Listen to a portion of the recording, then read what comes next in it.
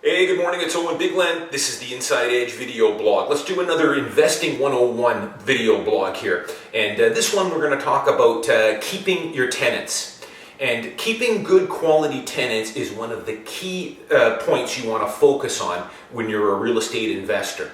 And I'll give you some examples here. In the latest issue of Fortune magazine, every year Fortune magazine does a full in-depth story on America's best companies to work for. And at the top of that list, there's a number of the same companies that are always near the top. And one of them is Costco, the grocery retailer, warehouse stores. Now, Costco is a fantastic company. I've owned shares in Costco for about 10 years now, and it's rewarded me very handsomely.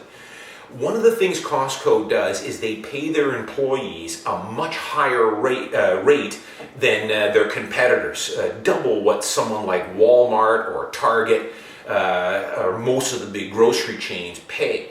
And the reason Costco does that is they figured out a long time ago that let's focus on getting very high quality employees, and more importantly, let's retain these employees. Because they realize that they lose or spend an awful lot of money in employee turnover. You've got to retrain, you've got to screen and look for new, and it's constantly looking for new employees, and then you've got to go through the training process. And that takes time and it takes a lot of money. Instead, let's just focus on getting good quality employees, and then let's pay them a good wage so that they stay on board, and it'll greatly cut down the amount of time and money we've got to spend on getting new employees and training new employees. So one thing I learned from my father over 20 years ago, when you're looking for a tenant, I've blogged before about how you want to screen and find good tenants. You want to do your due diligence for sure. And run a credit check. I always recommend running a credit check on your tenants to make sure that they've got the financial wherewithal to pay the rent every month and on time. But my recommendation to you as well is once you get a good quality tenant, you should do everything in your power to try and keep that tenant. And one of the big things you can do is don't raise the rent. Now, you're eligible to raise the rent. The formula they use is the Consumer Price Index plus 1 or 2% every year.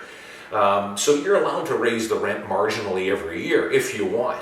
I can tell you that I don't do that with my tenants. I've had some tenants that have stayed for 5, 6, 7 years.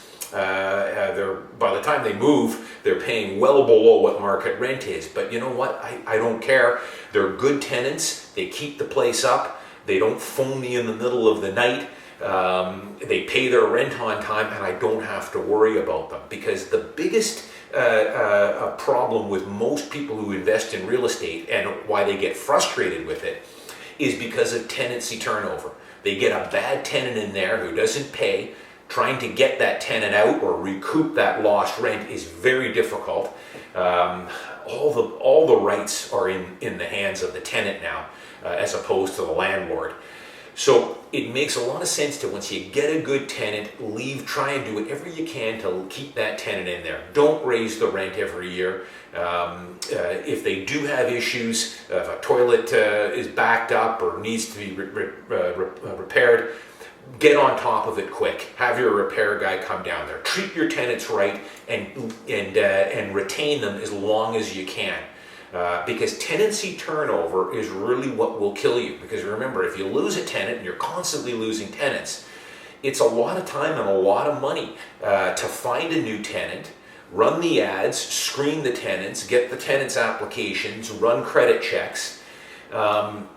And hey, it happens. If you miss a month's rent, and it so happens it takes you more than a month and you can't get another tenant in there before the end of the month, and you lose a month's rent, that wipes out any gains or any increases you're usually going to do to the tenant's rent over time.